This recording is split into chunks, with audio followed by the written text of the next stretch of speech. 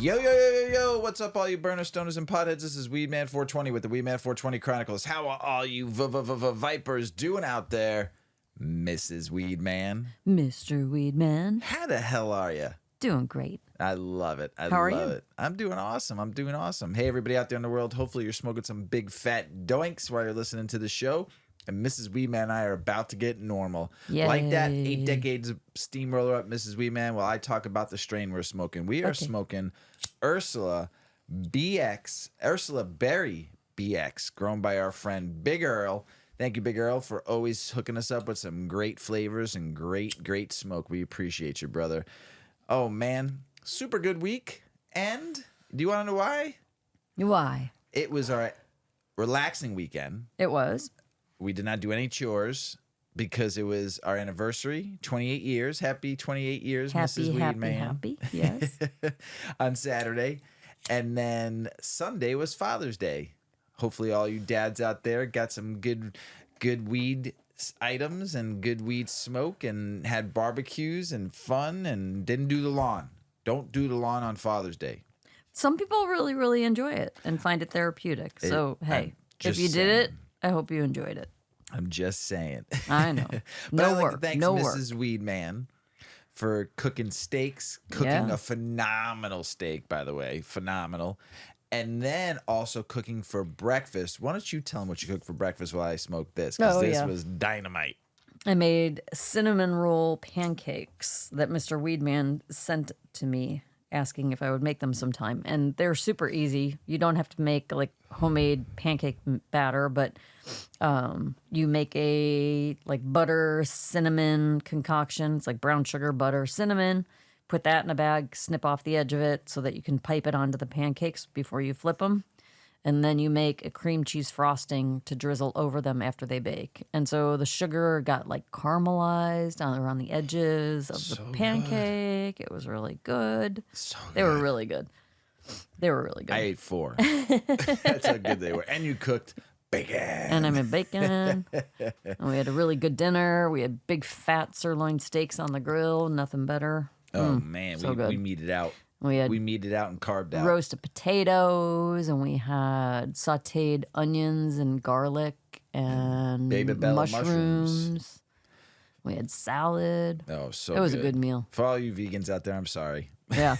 The kids were both home. Yes. It was great. Great. We were all together. I don't know the last Father's Day that we were all in one place. It's been a minute. Been about 3-4 years. Yeah.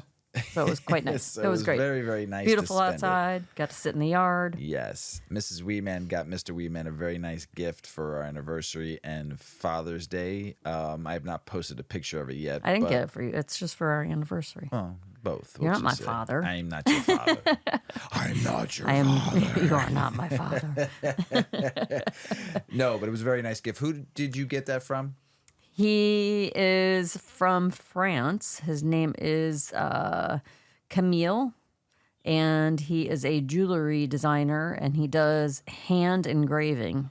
So I had Mr. Weedman, his Weedman 420 logo made into a pendant on sterling silver. It's very cool. It's very cool. I'll post it soon once I get a chain for it. Yeah, it's pretty cool. It's pretty dope. So Thank you, Camille, right? Camille Vales. Thank you, Camille Vales. It was wonderful. So give him a little shout out. You can look him up on Instagram. Yeah, his stuff is pretty fire. So I was very impressed and highly impressed with the work. Mm-hmm. I don't know how he did it. It was crazy how he got those intricate lines and nuts. When I watched him, you showed me the video that he did on Instagram, and it was pretty amazing. So thank you, Mrs. Weedman. Sure. Happy anniversary. Happy 28 anniversary. years, and here's to another 28 more. Yeah. You know how I keep track of what year our anniversary it is? We got married and our son was 3 months old. So he has his birthday first, and then I know what our anniversary is. That's how I keep track. So good. We're not really watching any shows right now except for a Junior Bake Off, but there's 3 new shows that just came out that I'm super stoked to watch and get back on the new seasons. One is The Bear, which is filmed here in Chicago. The other one is Black Mirror, which you're not a big fan of. I'm not. But I don't love it. really like it. and then the other one is the Fabulous Gemstones. Oh, I can't wait for that. That's fun. So those are 3 shows that are in our wheel house to watch as soon as we're done watching Junior Bake Off. And this one, the Junior Bake Off season's been really fun. Harry, the comedian host. Oh my God, he's so funny. I am convinced he's good. totally high. Oh, he has to be high. He has like slapstick humor and just the funniest expressions and a great way with the kids. He's just the comic relief in the So show, good. and he just does a great job. And the kids are really good with him too. Yeah. So it's really fun. So I He's funny. enjoy Junior Bake Off. I like him as the comedic effect versus the adult Bake Off, which I like the 2 comedians, but they're not as funny. He's funny. He's oh funny. my gosh, he is so He's good. just a big goofball. And he gets the kids really involved. And this season, especially, the kids were very, very involved. And there's some goofy ones, and there's some fun ones, and some really good bakers too. Oh my God. Some of the stuff these young people. I can't even understand how at the age of 10 and 11 they're doing what they do. Yeah, like, amazing. I crazy. test Mrs. Weedman's knowledge because Mrs. Weedman's a very good baker. So I always test her on. So I'm like, did you know about that? She goes, yeah. I'm like, I didn't. So, you ready to get the show started? Yeah, let's do it. do this. Do you know what mids are? Midway down the branch, Mids, yeah, Kinda, mid like buds, yeah. buds that aren't the best. Yes, and we've talked about mids. Mid-range. Yes, mids, headies, Like, toppers, They're rags. kind of We've like the of buds. Yes. They're all right. We've talked about this on a prior show, but this is just more about mids. So, and a lot of people make fun of mids, telling people you smoke mids, but a lot of people can't get headies or toppers. They get what they get when they go to a dispensary, which kind of sucks, but Well, I'm not going to throw our mids away. no. That's half of the plant. I love the mids, especially for bacon. And for a more not crazy high compared to your headies and your toppers, the creme de la creme, a mid is more of a lower like high. You're not getting the huge THC percentages. You're not getting, you're not getting all the terps either, but it's more of a mellower, lesser of a crazy, stronger high. So, I mean, I'm not saying that they're bad. Just depends on who's growing your mids. That's the thing. That's the secret. That's the secret. So, for any cannabis consumer, understanding the quality grades of weed you buy is crucial. If you ever wondered what the different grades of weed are and what medium means, you are in the right place. In this comprehensive guide, the article will take you on a journey through the land of moderately good weed, exploring its pros and cons along with other quirky cannabis quality terms that will come in handy when you're shopping for your favorite strain. So what are mids? Mids, the beloved middle child of the cannabis family. When we talk about mids, we're referring to the weed that falls somewhere between the best and the least impressive options. It's like finding a cozy middle ground where quality and affordability meet. Imagine a good B movie, enjoyable but not Oscar worthy. I thought that was a great analogy of how to explain mids. Also known as medium grade B plus cannabis, represents the middle ground between low grade and high grade weed. These medium grade buds have certain characteristics that differentiate them from other categories on the quality spectrum. In the United States, mids make up a significant portion of the cannabis grown in the country, although there are exceptions. What do mids look like? They have normal appearance, texture, and smell. When looking for good weed, it is essential to look for a variety of colors in the buds. Avoid brown weed without light shades of green, orange, or purple. The buds should never have seeds, mold, or any unusual discoloration. Here's the thing I'm going to say.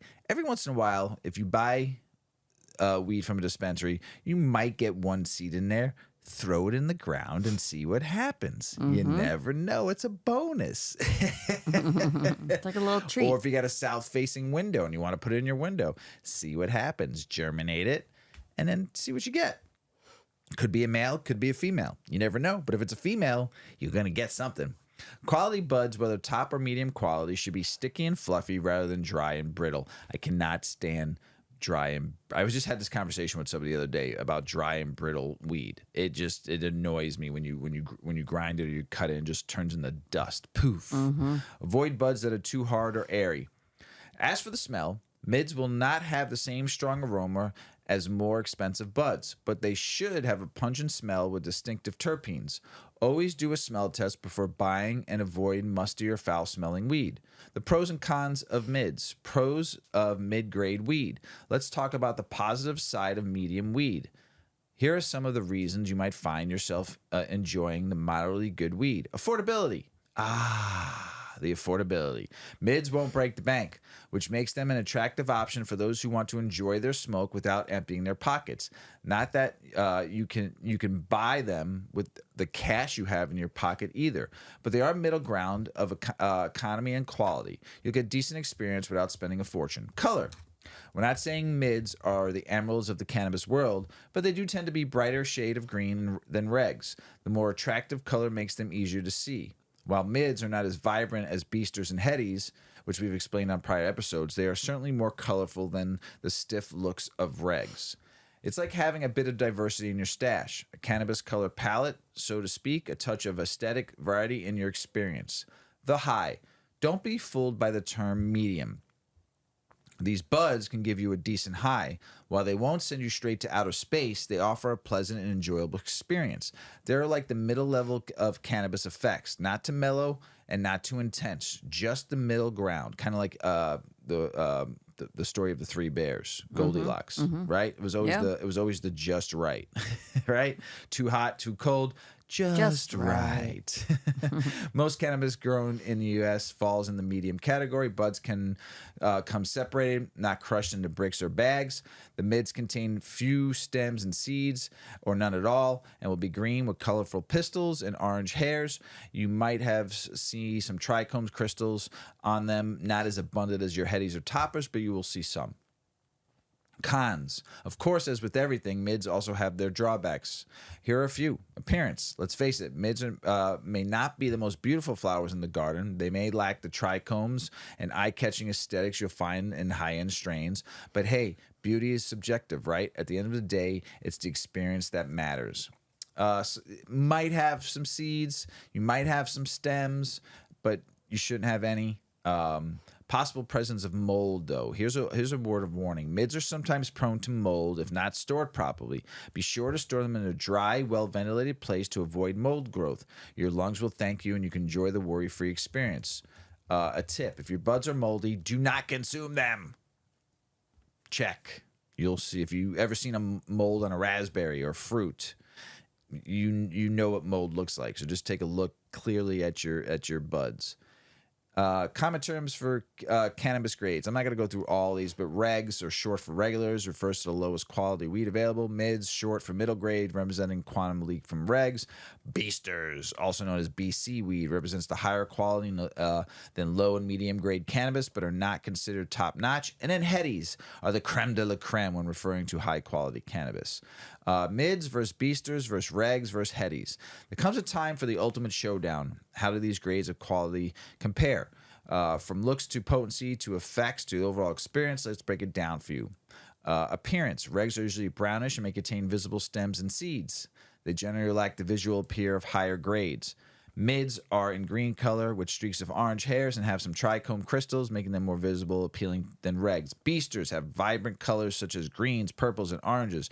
They usually have a pleasing shape and minimal stems and seeds, or none at all. Trichome crystals are more visible. Headies are visually striking. The bright green, orange, and purple colors, they're completely free of stems and seeds and covered with abundant trichome crystals. Flavor. Regs are often described as having harsh, pungent taste that can cause throat irritation and discomfort. Mids have a mild flavor profile compared to regs, making them more pleasant to consume. Beasters offer improved flavors over mids with descriptions such as smooth and delicious. Headies provide an exceptional taste experience with the smooth and delicious taste of wide range of different flavors. Cannabinoid concentration. Regs have low cannabinoid concentration, resulting in less potent experience. They contain lower levels of THC and CBD. Mids have a higher concentration of cannabis compared to regs, offering a more pronounced recreational high. THC and CBD levels are usually moderate. Beasters have a substantial concentration of cannabinoids, often ranging from 15 to 20%. THC dominant strains, they are more potent than mids. Headies are very high cannabinoid concentration with THC levels above 25%. They are known for their potency and strong effects. The effects, some regs generally produce a mild calm but lacks the euphoria with high-grade cannabis. Mids offer a recreational high with effects ranging from mild to more intense depending on individual tolerance.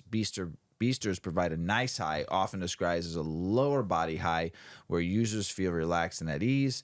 Headies produce a heady high, allowing for increased physical functioning and less couch lock. The euphoric effects tend to override some potential side effects. However, the potency of headies can produce potent effects depending on the individual. Price. Regs are usually the cheapest option. Mids are moderately priced. Beasters are more expensive than mids. Headies are the most expensive option overall. So that's just some little bit about mids. I mean, I see everyone always making fun of people. Hey, you smoke mids. Some people, that's the only thing they got. So if they at least know what to look for when they're buying mids or to how it's going to feel and smoke, that's what you get. And if it's good for you and you like it, enjoy it. Don't let anyone tell you about your own cannabis experience because it's yours. Your cannabis experience, not somebody else's. Learn what's better for you and learn what you can get for a better price, better grades. But it's your cannabis experience. The term greening out. I've been hearing this term a lot lately, and especially in the Chicago cannabis scene, some of the events we've gone to, there's a lot of nurse practitioners we've been meeting. We've been meeting people, pharmacy people. We've been meeting people that have in the cannabis world, influencers, and a lot of these people have talked about these events and some people greening out. So what does it mean? It's a newer term, newer-ish. I've recently heard it maybe over the last few years. We just call people get fucked up or got baked or they got too fucking stoned and they fucking lost it, So, But what does the term greening out mean? Yeah. So that's essentially it. Greening out is overconsumption. You're not dying, but at the time you might feel like you are, right? And now that we have all of this kind of more social consumption happening in more public places because of it's being legal in states and people being a little more comfortable with having cannabis when they're out,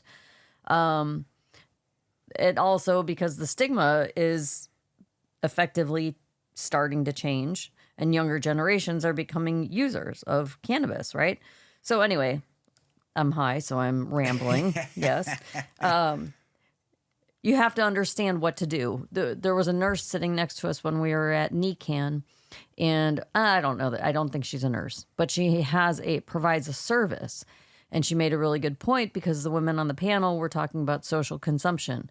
And it's great that you want to throw a party and let everybody get high, but we have to remember that not everybody has gotten high before. And there's always going to be that over-consumer, whether they're semi-experienced or not experienced at all, they just have a bad minute, right? And you have to know how to handle that because it can get ugly. There could be underlying health issues that the person has, and it may be more serious than greening out. So this person spoke up and said, it's not just about being a nurse. It's about being familiar with cannabis and how to work through these situations. The nurse background is good if the person has underlying health issues. Obviously, having medical experience helps. So anyway, greening out. What does it mean? And 10 tricks to help you feel better. At Compassionate Clinics of America, as much as we love cannabis and believe in its medicinal properties, there can be too much of a good thing. Cannabis is a plant that is meant to be used with intention. So what does it mean to green out? As prominent medical cannabis advocate Steve D'Angelo stated in the Cannabis Manifesto, use cannabis for wellness, not intoxication. Greening out is a term commonly used to describe the symptoms and experiences of feeling overwhelmed, uncomfortable, or experiencing adverse effects after consuming too much weed. While every person may react differently to too much weed, when someone greens out, symptoms occur such as extreme anxiety, limb heaviness, paranoia, dizziness, nausea, increased heart rate, sweating, disorientation, psychological symptoms, and sometimes even getting sick and vomiting. These symptoms can be distressing and uncomfortable, leading to a negative experience when the system reacts to consuming the plant. The term greening out is believed to originate from cannabis being the color green and the green tinge someone gets in their skin when they feel unwell or out of sorts. While greening out can be a very uncomfortable scenario, and in some cases a scary one for cannabis users, rarely does someone have to seek medical attention from consuming cannabis. Rather, there are several strategies one can try if they feel like they've had too much weed. Some people may refer to a green out as an overdose, but it's very important, before we go on, to establish a very important fact. No one has ever died from a cannabis overdose, even in extreme cases. To die from a cannabis overdose, no joke, you would have to smoke nearly 800 joints consecutively. So good luck with that. And at that point, you wouldn't die from the plant or the cannabinoids, but rather from carbon monoxide poisoning. You can counteract the symptoms of too much weed. Overconsumption can happen, and it's important that patients who receive their medical marijuana certification with Compassionate Clinics of America and get their medical marijuana card understand and are equipped with some methods to make them feel a bit more comfortable. So here are a few ways. Counteract with CBD. Cannabidiol, or CBD, and THC have an interesting relationship. While THC is often used in the medical cannabis therapies to enhance the effects of CBD via the entourage effect, CBD can be used to counter the effects of THC, as recent studies are showing. Essentially, CBD, through the entourage effect, will help balance the THC and the other cannabinoids or terpenes in your cannabis strain, leading to an overall more pleasant effect. To use CBD in in this instance, try vaping it or using some CBD with zero THC in a sublingual or oral product. Drink and eat. We already know that staying hydrated is important. Drinking water or even your favorite fruit juice will help the THC move faster through your bloodstream if you green out. You will want to avoid alcohol. Similarly, eating, especially if you've had cannabis edibles, will help your digestive system move to break down the cannabinoids in your system quicker, allowing for quicker metabolization. However, if you have been eating cannabis such as edibles, tincture, or oil, avoid eating high-fat foods, as these also act as a carrier for cannabinoids and can cause more rapid absorption of cannabinoids. Exercise. If your mobility allows, getting up and going for a run or a quick-paced walk may help you feel more comfortable. Get your blood pressure up. Sweating helps you flush your system out of its toxins and the THC quicker than if you were to just stay crashed on the couch. Not up to leave your house? Well, find creative ways to sweat, like doing jumping jacks, skipping rope, or putting on one of your favorite at-home exercise videos. Chew pepper. How about that? Sounds like an old wives' tale, but chewing black pepper may combat THC due to the cannabinoid receptors of the brain and how other substances in cannabis and terpenes bind to those receptors. Interestingly, black pepper and cannabis bind to the cannabinoid receptors of the brain in similar ways. The terpene beta-carophylline in pepper binds to the same parts of your brain that cannabis does. In other words, these two substances interact with the endocannabinoid system in similar ways. Take a hot shower or a bath. One can't deny that a long bath or hot shower always feels fantastic. It's wonderful to feel the hot water, smell soap and shampoo, and feel suds on your skin. And there's nothing like that refreshing out of the shower sensation. If you're feeling too much of a high from cannabis use and you green out, turn on your favorite music or a podcast and take a long hot shower or bath and be mindful of the way you feel in the warm water. Notice the sensations that you feel as the hot water runs over your face. Visualizing the discomfort or the symptoms of greening out being washed away from your body or dissolving like smoke in the air. And go one step further and mindfully take care of your body by smoothing on your favorite cream or body oil once you step out of the refreshing shower. I would say these are distraction tactics. Turn to essential oils. Essential oils aren't for everyone, but they are around us in the natural world. In fact, terpenes are in the essential oils of all plants, including cannabis, giving them their aroma, flavor, and sometimes effects. The terpenes in essential oils are a fantastic way to calm symptoms of overconsumption. Use lavender, which also contains linalool, like some cannabis, lemongrass, rose, or chamomile to start, as these have been revered for centuries in plant medicine as calming essential oils. Focus and forget. Even though THC in abundance can sometimes lead to anxiety and racing thoughts, sometimes focusing on something will help you forget the effects you're experiencing. Ensure you are in a safe space and enjoy a coloring book for adults, draw a picture, write something even if it's silly, read a book or magazine, or simply watch TV or a movie. While you're doing this, do your best to focus on what you're doing and not how you're feeling. Remember, feeling sick from smoking weed is not life-threatening. And drink caffeine. Brewing your favorite cup of coffee, steeping some caffeinated black tea, or a caffeinated soda might help give you the stimulation you need if you're feeling a bit stuck in your couch. Interestingly, caffeine is also a diuretic, making you urinate more frequently, helping your body metabolize and clear the THC faster. You can always sleep it off. As we were told as kids, it'll be better in the morning. So do your best to get cozy and drift off to sleep. We do not recommend sleeping pills to fall asleep during your green out. Avoid oversedation. Just let yourself drift off while taking deep breaths. While you may wake up a little bit groggy, you will start to feel better as the day goes on. And keep calm and carry on. Don't panic when you feel you've overconsumed THC, whether it's from smoking weed, eating edibles, or consuming cannabis in another format.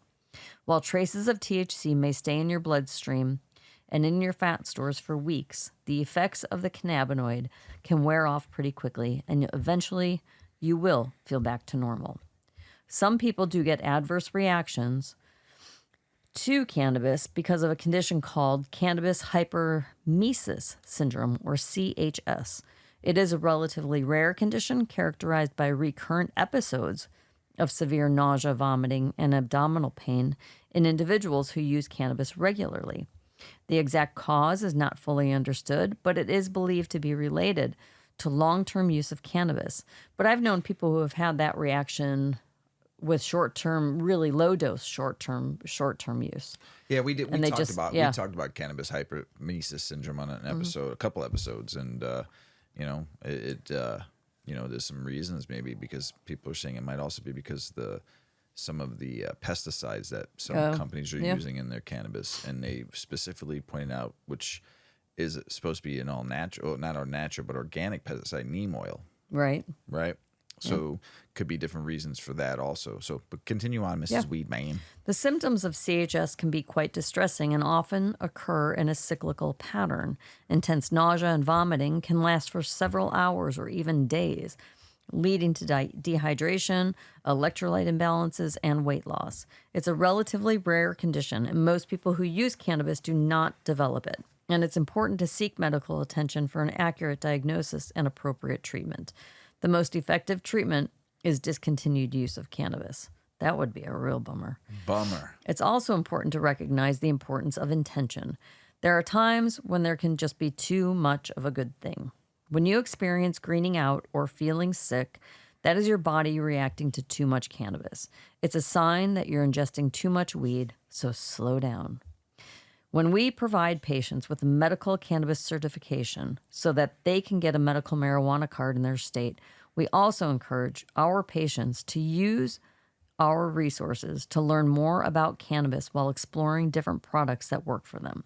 So you should go to mycompassionateclinic.com, and there you can find links. They have clinics in different states, consultants. They can help you get educated about cannabis. They can help you get your medical card. It's a pretty neat organization. So check them out. Good. Yeah. Really good. And I really like what they've been writing lately, too. So, first article I actually used from them, though. So, it is. Too. Yeah, that I did some research. But they have a lot of good articles on there, too. So, home grow. I talk a shit ton about home grow because I believe that everybody should be allowed to grow cannabis if they want. And it should not be controlled or regulated by any government, any entity, anything. If somebody wants to grow a plant, they should be allowed to grow the plant. Just my opinion. Take it or leave it. So, taking a deeper look at home grow in America,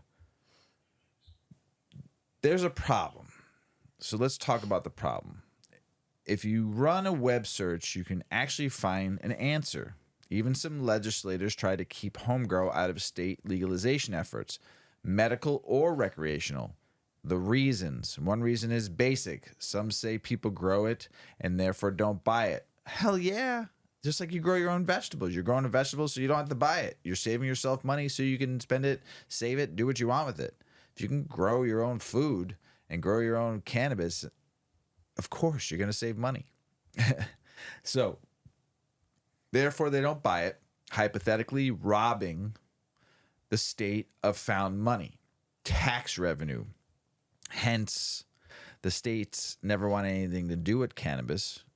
The states arrested people for cannabis, stigmatized it, just beat people down for it, and now they're profiting off of something they ridiculed, beat up, bastardized, chastised, and everything else you could say about it. And now they're making money on it, so they all love it now because it's going into the pockets. Others think it adds fuel to the fire that is the black market. I like to call it the traditional market.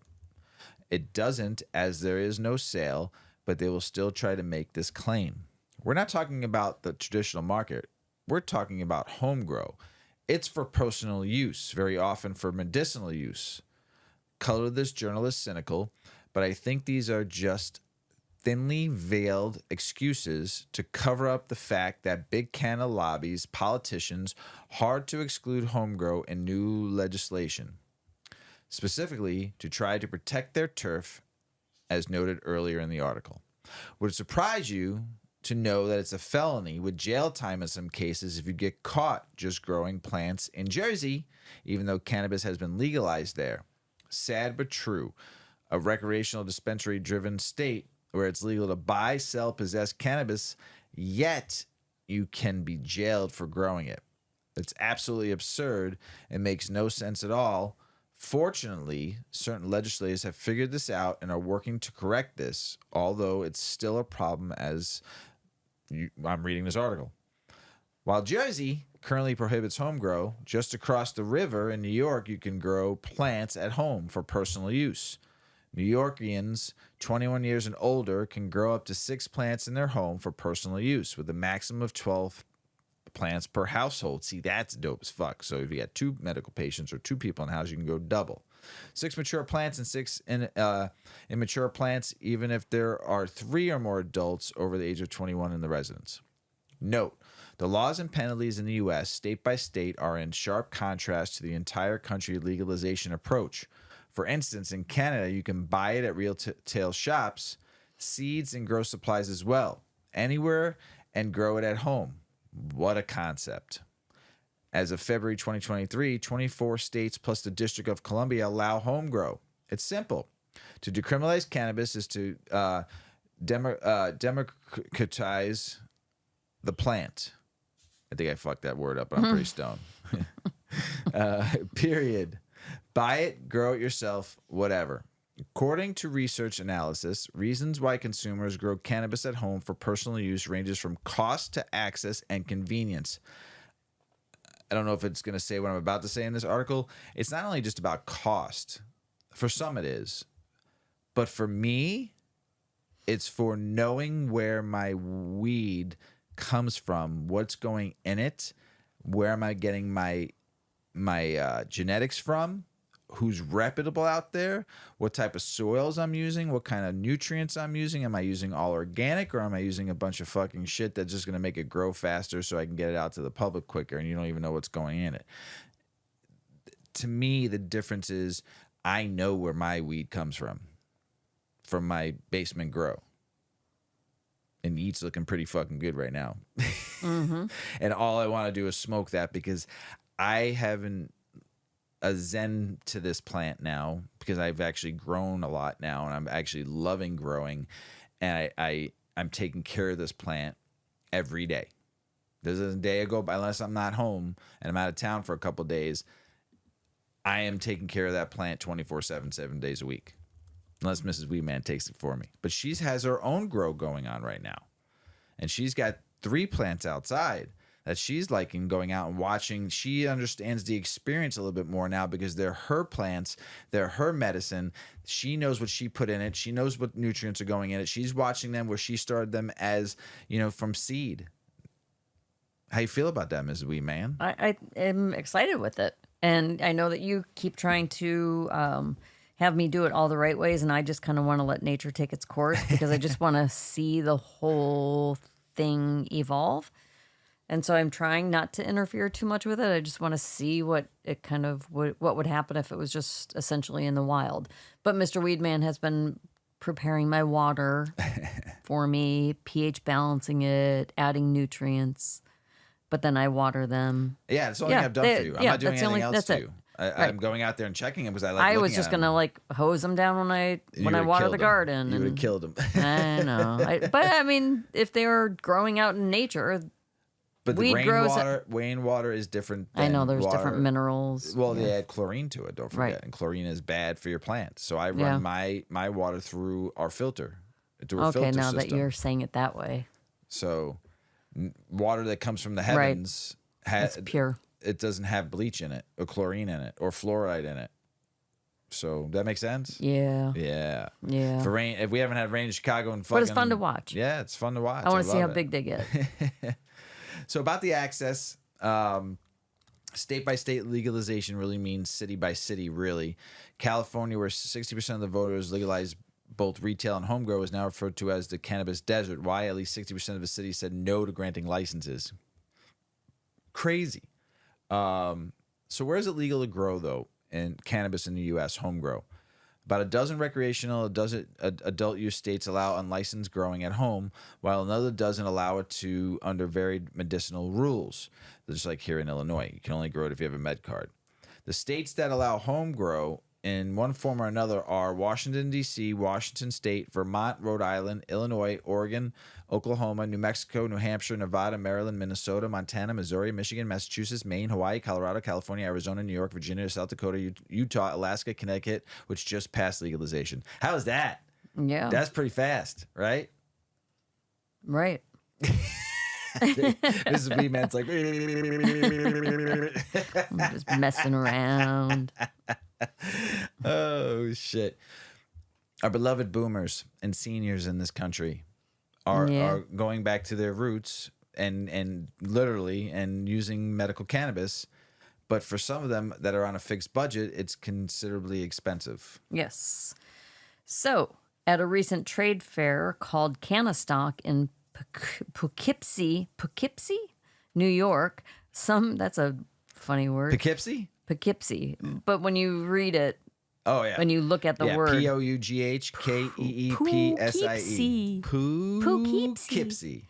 New York. Some cannabis vendors shared their home grow, others shared their company's extensive lineups. We look at it as concierge. Do the G? Is the G in there? Silent. Concierge. Medicine. I had to say it till it sounded right. Said Jess Fewer, marketing director for Etain, which has 4 medical cannabis dispensaries in New York.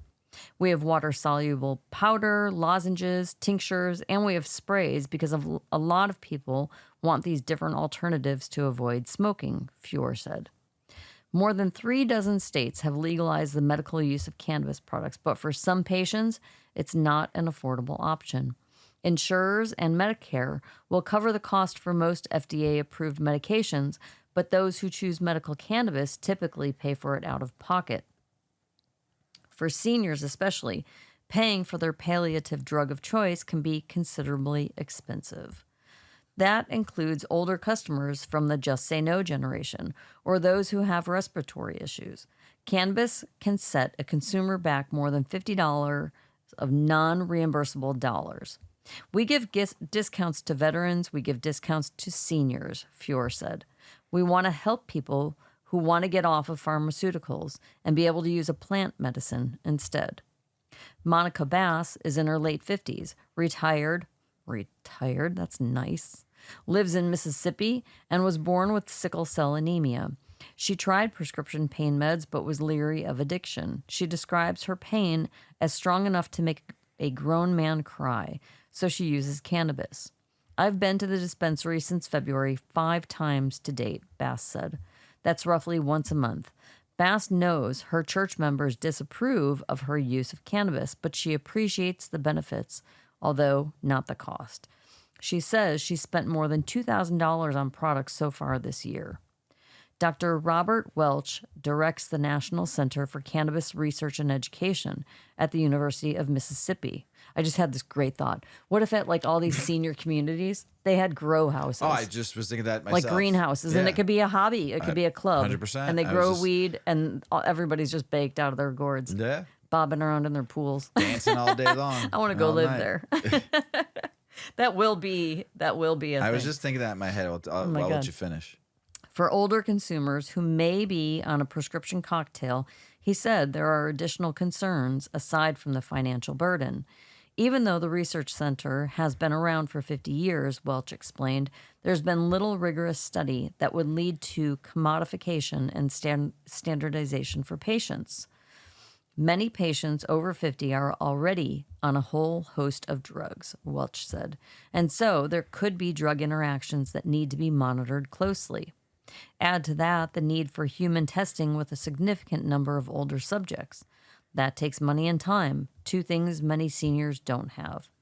Let's hope that the studies continue and that insurance eventually covers the use of medical cannabis. So, what I'm going to say about that is all states who have cannabis legalized, medical, recreational, should allow home grow, and here is the biggest reason why. What Mrs. Weedman just talked about: seniors. If you can have a greenhouse on an assisted living facility or a nursing home or just a, what are they called where your grandparents lived at, where it was just like a cool, it was like a condominium community for 50 and up. Like it's independent living. Right, yeah. Independent living. If you can have a greenhouse specifically for growing cannabis for them, they wouldn't have to worry about the expenses of it all. And it could be funded by the HOA or payments to where, and then you can have a cultivator come, volunteer, and teach them how to grow in a greenhouse, and how to cure it, dry it, and then have somebody come and teach them how to make edibles if they can't smoke, tinctures. And as people are retiring more and more, they have time on their hands to learn how to do this. And it would probably be a fun Zen experience moment for them because they're actually doing something productive and not just sitting in their house watching TV. They're attending to the plants. They're attending to watering. They're attending to the soil mixtures. Maybe you could teach them how to make compost and teach them how to make soil, different types of soil to be able to add to their cannabis plants. So you're giving them life. Just what I truly believe, that cannabis is a healing plant, not only just by using it, but by growing it. It is a healing plant. It all around effects of it all. It does soothe you. It does keep you calm. I don't ever get frustrated with my plants. I enjoy just watching them and learning and touching and smelling and looking at the different weeks, how it grows. And this is something that, I think I'm going to talk a lot more about, and especially in states that are already medically and recreational, but also states that aren't right now. Think of your older generation, the people that are still that need something, that need to have, they still have a lot of time in their life. So give them time to be able to do something that's enjoyable, gardening for cannabis. Mm-hmm.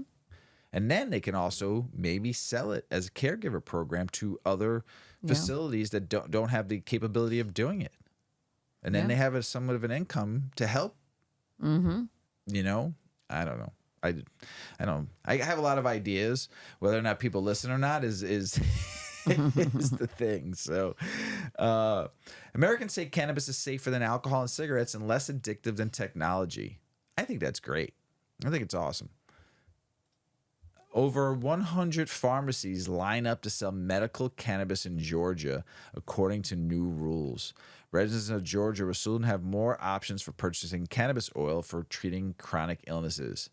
The Georgia State Board of Pharmacy has released a set of regulations under which independent pharmacies will sell cannabis oil to patients registered in the Georgia Department of Public Health Registry. I don't know how I feel about that. So I really don't. And if you have that many pharmacies lining up, they just see dollar signs, and that's it. So I posted this, but feds aim to finish cannabis scheduling review this year. Top Biden official tells Marijuana Moment, who I love their website. If you haven't been on there, they're probably one of the best in the industry. Besides Jason from Illinois' New Joint, but he's local Illinois. This is global. So Utah appoints medical cannabis policy advisor. Reboard. Utah. Latest cannabis recall hits Fort Collins and Longmont, Colorado. This is on June 14th. Recall notice from Colorado Marijuana Enforcement Division. Kind Care of Colorado and Fort Collins and Longmont Dispensary elevated sold potentially unsafe cannabis flower, shake and pre-rolled joints from February 10th to June 6th of this year. Both medical and recreational cannabis harvests were included in the recall. Oof, not good. No bueno. Top GOP Wisconsin lawmakers say medical cannabis bill will be unveiled this summer amid skepticism from Democrats. Now, here's the thing. Both of you all need to come across the table and work this out and not take credit for who it's for. It's not for you. It's for the people of the state. And if the people of the state want it, it doesn't matter if you're Democrat or Republican. It matters that your people want it and your constituents want it in your state. So come together across the fucking table and don't take credit for it. Just get it done. Period. Wisconsin. Boom. Vermont changes cannabis laws with hopes to reflect the growing industry. Governor Phil Scott on Wednesday allowed a bill that makes significant updates to Vermont's retail cannabis law to go in effect without his signature. Crazy. Florida Supreme Court weighs adult use cannabis measures. Man, Florida. Once again, the people went out and got the votes. So it goes on the ballot on 2024. And per Florida law, the state's attorney general must request an advisory opinion from Florida Supreme Court on whether the proposed measure complies with certain legal requirements. Just more political blah, blah. Come on now. You're afraid that this time it's going to pass and you don't want it to.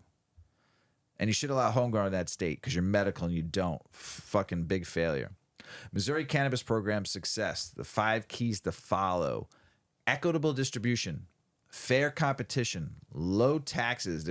Missouri's 6% tax rate for cannabis is the lowest in the country, with local municipalities allowed to add an additional 3%. So 9%, but 6% tax rate. That's huge. That's affordability right there. Regulatory enforcement and collaboration. Good job, Missouri. Keep it going. Don't fuck it up. Connecticut adult use cannabis sales surpassed medical revenue for the first time. Adult use sales in May were $11.5 million compared to $11.2 million for medical use. That's $22.7 million. That's pretty good. The average price used for was $39.47, and then for medical it was $35.86. Pretty good. Jersey. How much does weed cost in Jersey? Cured flower is available in 2 sizes in Jersey. 3.5 grams and 7 grams. A quarter of an ounce or 7 grams of large whole buds are the most expensive items at around $90 to $110. The price of decreased buds, smaller shake, popcorn, mids, the bottoms out for the trim at $25. So convenient pre-rolled joints at 1, 2.5 or 3.5 grams solos, or in a pack of 5, 3.5 or 7 grams, prices are $25 to $60. Cartridges, vape cartridges are $35 to $60. Lozenges are $30 to $90. Tinctures are $50 to $65. Concentrates are $45 to $60. All typical pricing you've seen around the country. You know, some stuff they're a little lower on, some stuff they're about average. Nothing crazy. So Jersey. Alabama. Now, we just talked about them. They were ready to get going here. Now, their medical cannabis rollout stalls after commission freezes licensing.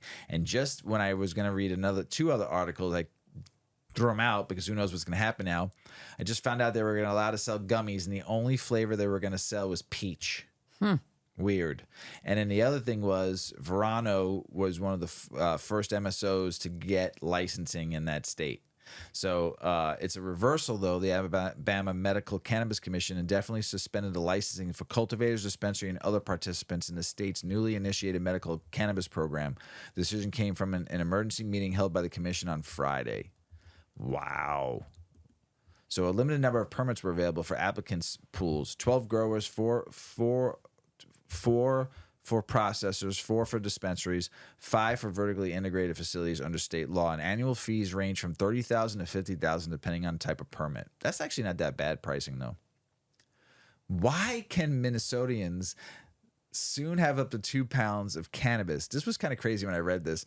It was saying to help stop the traditional market, the black market or illicit market, whatever you call it, but traditional market is what I call it. Also because people have an opportunity to home grow up to so many plants that they felt like they can get up to 2 pounds with their home grow, which is possibly true with their allotment of how many plants they can grow.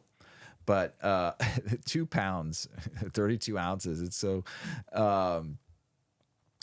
they wanted to decriminalize as much as possible in Minnesota. So they also wanted to make sure that we had an ability to control the traditional market.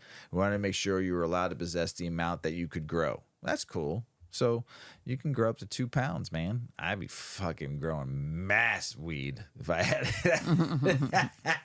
Which you could kind of almost do here. Kind of. Massachusetts Cannabis Commission considers new rules for veterans' access to medical cannabis. I think all veterans should get free weed. They should all get free weed. University of Mississippi got awarded now by the National Institute of Drug Abuse, has awarded the University of Mississippi a new 5-year contract and $2 million worth work order for the cultivation of cannabis and related materials for research. They just keep on rolling. They're the oldest. They've been fucking doing it forever, since the 60s. They have this on lockdown. Craziness. I'm not a huge United Airlines flyer. I do the other one, the Southwest, because it's closer. I don't like to drive to fucking O'Hare, but I can go to Midway. So I use fucking Southwest. But workers at United Airlines was fucking killing it, huh, Mrs. Weedman? Yeah. They were plugging away. They allegedly made $10,000 a week stealing pot from luggage. 2 United Airlines cargo agents. Before you go any further, yeah. 10,000. They were stealing weed out of luggage and making 10 grand a week. A week. Just think about how much weed they were fucking Exactly. stealing from the fucking luggage out of people. Yeah, if they were a little smarter, they'd steal about 5,000 a week so they wouldn't get caught. They were lugging shit out in bags. How much weed is going through the airports? Yeah. Yeah, right? That's the funnier part. So 2 United Airlines cargo agents at San Francisco International Airport orchestrated a years-long scheme to steal weed from departing passengers' luggage and then raked in as much as $10,000 a week selling the contraband, the Fed said. Joel Lamont Dunn was described as the mastermind and Adrian Webb, his right-hand man, behind the brazen ring involving other cargo agents at the airport, according to a criminal complaint filed in the U.S. District Court of Northern California on June 9th. According to the feds, an informant who had knowledge of the conspiracy to steal weed was working alongside Dunn and Webb as a ramp cargo agent when the alleged scheme was hatched in 2020. Schemers. The informant told the feds that Dunn approached them to assist with the stealing pot from the checked baggage at SFO. The informant was paid around $2,000 in cash per shift or more if large quantities were taken that day, according to the criminal complaint. The informant told investigators that Dunn was the leader of the operation, while Webb appeared to be his right-hand man and gave directions when Dunn was not around, according to the complainant. The 2 have been charged with conspiracy to distribute and control substances and released on bail. Dunn's bail was set at $75,000 and Webb's at $50,000, court records show. A trial date has not yet been set. Dunn and Webb were not immediately available for comment. The Post sought comment from United Airlines, and the pair surfaced on the Fed's radar after they were robbed at gunpoint in the employee parking lot of the San Francisco International Airport near their personal vehicles, according to the complaint. Video surveillance footage showed shortly before the robbery, Dunn and Webb and other employees moving black trash bags. I mean, come on, like they didn't think they were going to get caught. Black trash bags out of the secure area, consistent with a weed theft or with their weed theft scheme, according to the criminal complaint. In October of last year, the feds, acting on a tip from other sources, intercepted 2 individuals who exited the secure area of the airport with a cart carrying 2 large boxes and a large black plastic bag on top of the boxes. They were just brazen, like, duh. Like, there's not cameras everywhere. And headed to the G side of the International Garage, the complainant alleged. Federal investigators uncovered 30 pounds of marijuana, it was alleged. The 2 individuals who were intercepted were frequently seen with Dunn and Webb in surveillance footage, according to the complaint. So, sorry guys, but you'll have to buy it or grow it for yourself for now. Your scheme is over. Schemers. This always reminds me of the Joker. I mean, like I said, movie, if they were stealing, maybe not so much of it, they wouldn't have gotten caught. Greed. They got carried away. They got greedy. But just think about how many. They're at an airport. There's cameras everywhere. Suitcases they went through. I know, though. and everybody's stuff that they're pilfering through to get that. Oh my gosh, crazy! God. I wonder how many like dirty underwear and Ew. they went through, and maybe some They didn't like care. They were just maybe looking some for sex weed. toys and stuff. They probably found all sorts of crazy stuff. I'm sure they were probably stealing more than weed. Yeah. Oh, 100%. If they. But We're you know going what, through all the though? bags. Maybe they weren't because they were stealing the cannabis and they really didn't want to get caught. Yeah, but then that's they got true. they got They a just little wanted bit the too weed. careless. So, but $10,000 a week. And that's just one airport, one That's one airline, and them That's going just when through- they're working. Yes, that's what I'm fucking saying. Well, they had some cohorts. They had some guys But helping. So $10,000 a week. So it was 4 people doing it. Yeah. It's fucking nuts. Crazy. Holy shit, that's crazy. International news: Aurora Cannabis closing production facility in Denmark and moving over to Canada because it's too expensive to grow weed in Denmark. It's a huge facility too. I was looking at these pictures. I mean, this thing is like monstrous. It was like, what the fuck, man? That's a lot of money wasted. And a lot of resources wasted. It just amazed me because the cannabis industry is supposed to be better than that, and they just waste so much money and so much resources. How much like lighting and metal, and are they going to break that all down and ship it over to Canada? Probably not. Israelis will have more access to medicinal cannabis and won't need a special license. Good. Czech Republic might push ahead with cannabis legalization, analysts said. The Czech Republic could still move ahead with adult use legalization in some form despite legal and political hurdles and Germany's partial retreat from its plan to regulate marijuana sales. Well, I just hope the Czech Republic, man, make it first. Go quicker than Germany then. Don't wait on anybody. Just do what you do, and don't let the fucking EDU, the EU fucking tell you what to do. Got that, Czech Republic? Do what you do for cannabis and for your people and your country. Don't let the EDU control you or EU control you. Cannabis legalization in Thailand hangs in the balance. Political stalemate, smuggling, and business challenges. Its gridlock and smuggling hamper the progress of the Thai industry, according to an insider. The first challenge is a political deadlock in the country's parliament, which has impeded the passage of necessary regulatory framework. The second problem is the infiltration of cheaper, higher quality cannabis from the U.S. Wow, isn't that crazy? The U.S. is actually exporting stuff instead of us taking everything in. Now we're exporting it out illegally. That's fucking funny. Undercutting local Thai farmers. American strains are known for their higher THC potency, which appeals more to consumers than the origin of the weed there in Thailand.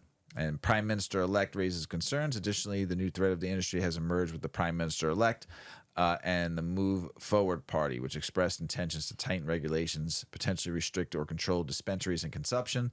This shift has raised concerns among cannabis advocates and cast shadows over the country's multi-billion-dollar cannabis industry, estimated at $1.2 billion by 2025. Entrepreneurs seize the opportunity. Luxurious cannabis complex in Bangkok, Chinatown reflects the growing market. Beside these setbacks, Thailand had initially positioned itself as a popular destination for international travelers seeking the enjoyment of cannabis. We'll see what happens. Come on, Thailand. I keep on saying it. Don't fuck it up. This is a great story. I posted this the other day, and I just like it because it's a mother and son working together to create something to help the cannabis world. Take it away, Mrs. Weedman. Yeah. Mother and son create a reverse edible chocolate for soft landing from a cannabis high. Does it I make think you this walk is backwards? pretty cool. Does it make you walk back? It reverses you? You reverse everything. This is in Boston. The legalization of recreational cannabis in Massachusetts has more people than ever experimenting with cannabis. But with that experimentation can come a high you may not like or expect. A mother and son team from Boston believe they may have the solution, called soft landing. I like to describe it as a reverse edible, said recent Cornell University graduate Eli Stoloff. Where a normal edible brings you up with THC, soft landing brings you down. Stoloff says during his time at Cornell, he heard stories of students taking edibles with no easy way to come down quickly. It's because of the delayed effect of edibles, Stoloff told WBZ TV. Toad. You eat a gummy bear, wait 10 minutes. I haven't felt anything. And you eat two more. An hour later, you're on the bathroom floor wondering where you're at. Stoloff and his mother, Alice Stone, developed a chocolate bar they say gives cannabis users more control over their high. Stone is an entrepreneur with a background in non-traditional methods of healing. Together, they discovered a medical journal article describing a naturally occurring molecule found in a number of herbs and spices that could reverse the effects of THC, the psychoactive ingredient in cannabis. After a lot of trial and error and tinkering, we came to the final formula of the best way to deliver the maximum amount of this molecule, Stoloff said. They took the next step and had a medical survey conducted on soft landing, which found 80% rating it effective or very effective. Sean Hope, the co-founder of Yamba Market in Cambridge, is now an investor. He has tried the chocolate out for himself. It really balanced me out, Hope told WBZ. I felt the impact right away, and my conclusion was, it works. Stoloff and Stone believe they found the right chemistry for the future. I think we've got a winner here, and I feel like together we can be unstoppable, Stoloff said.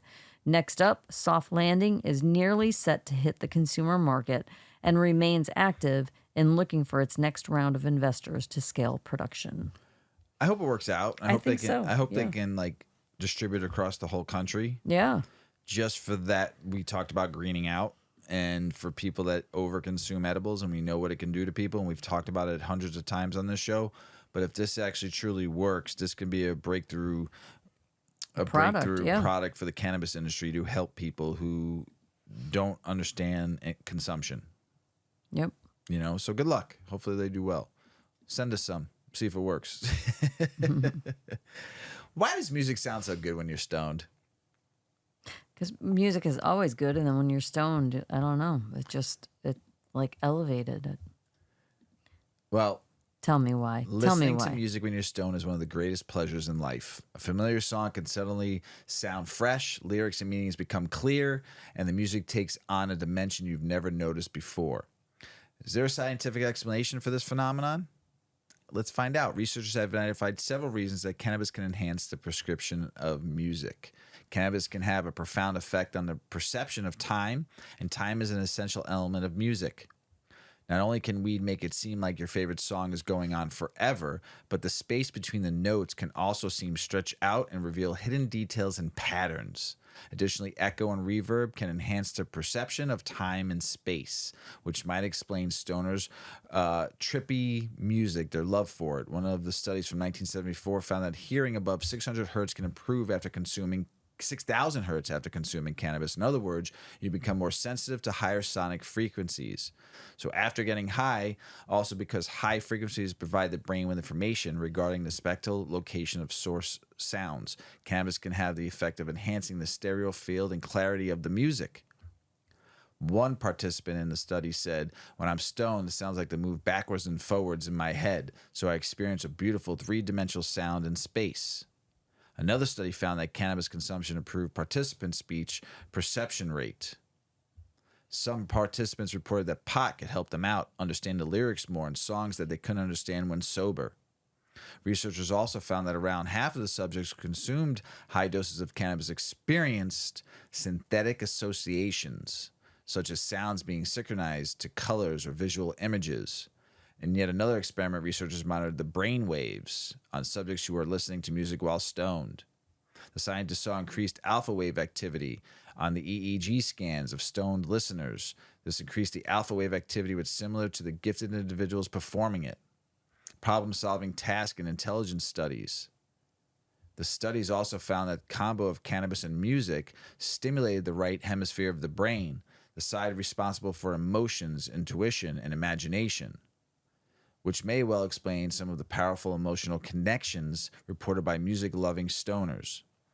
But you don't need to fully comprehend the science behind cannabis to truly appreciate its effects. Just kick back, get high, throw on a record, and enjoy. Pretty good. Mm-hmm. I guess we love going to live music events because you do really feel it. Listening at home is great when you have lights on and you're smoking a bowl and you got good speakers or a good record or whatever you're listening to. There's that overall experience at home that you feel too, and you can actually hear the words clearly and understand it like it said. But going to a show, you like feel it. There's something different about going to a live show. Oh, yeah. And you just feel like, what is the one thing you always say when we go to an EDM show? Yes, we're 50, and yes, we love EDM.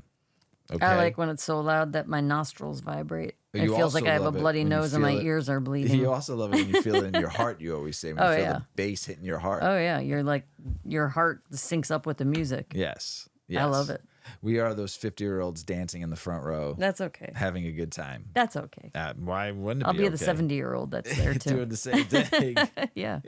I'll be coming out there with my walker, dancing and then throwing it on the ground, going, hell yeah, let's break. They'll be jealous because you have a seat when you need to take a break. Oh, shit. Mrs. Weedman, that's the end of the show. Boo-hoo. You got anything else to say? Have a great week, everybody. Have a great week. Stay well. What's going on in this world? I don't know. Stay well. A lot of fucking heat and fires right now. Be Good kind. Lord. Preserve the peace. Smoke some weed. Have a good week. Go out there and enjoy your life, everybody. We love you all. Thank you for listening. Make sure you check out 8decades.com, Mrs. Weedman's baby. And we love you all out there. As Paulie always says, smoke smart. Puff, puff, and away. Puff, puff, pass. Check out our cannabis lifestyle brand online at 8decades.com. Our custom smokes and accessories are perfect for your coffee table, bedroom nightstand, or kitchen counter. They're designed for you to show them off. The Canna community is also loving our hemp and cotton blend t-shirts, sweatshirts, scarves, and hats, finished off with our 8 Decades logo.